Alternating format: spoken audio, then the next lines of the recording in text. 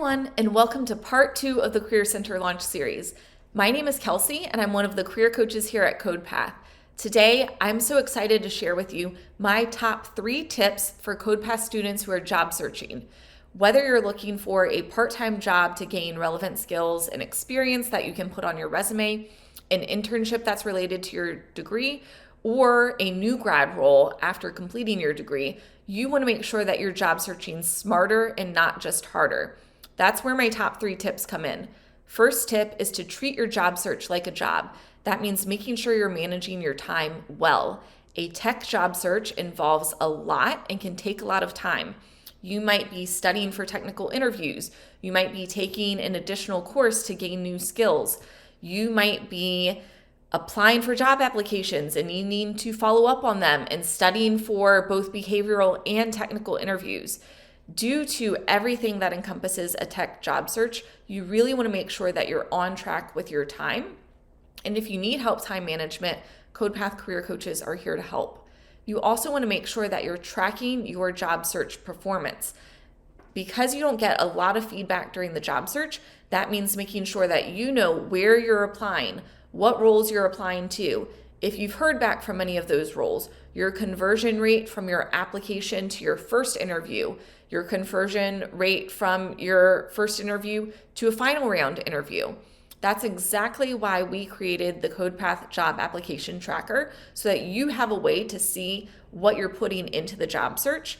And if you need help troubleshooting your job search, it's easier to send that data to a career coach or mentor, or for you to analyze the data so that you can see what you might need to change.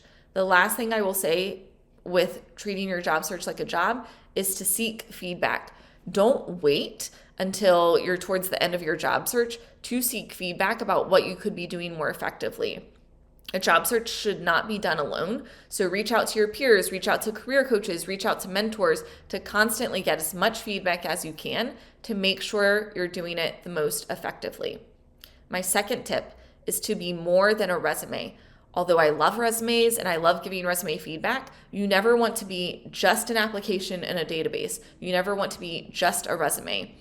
A way of standing out is to connect with recruiters and with hiring managers at networking events or career fairs, or if you haven't had the chance to connect with someone before you apply, connecting with them after you apply, or building a connection at a company as you are applying. If you don't know someone, you can create a connection at that company, and we also have some networking templates in our CodePath Career Kit to make that process easier.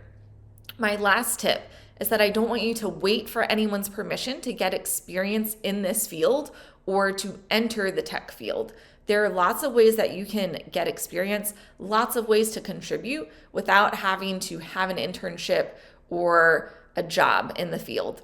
That includes technical projects, both in hackathons, in CodePath courses, or side projects done completely on your own. No one has to give you permission in order to start building, in order to be a software engineer. The next thing that you could do is open source contributions. That shows you're contributing to the field, you're getting feedback on your code, you're following specific standards for submitting your code, and no one has to give you permission for that either. The last thing that you can do is get involved in your campus community, take on leadership roles, or get involved in remote or national communities like CodePath. So, pro tip to put CodePath on your resume, because you are now a member of the CodePath community, and we want you to get credit for being in a tech community and involved in this field.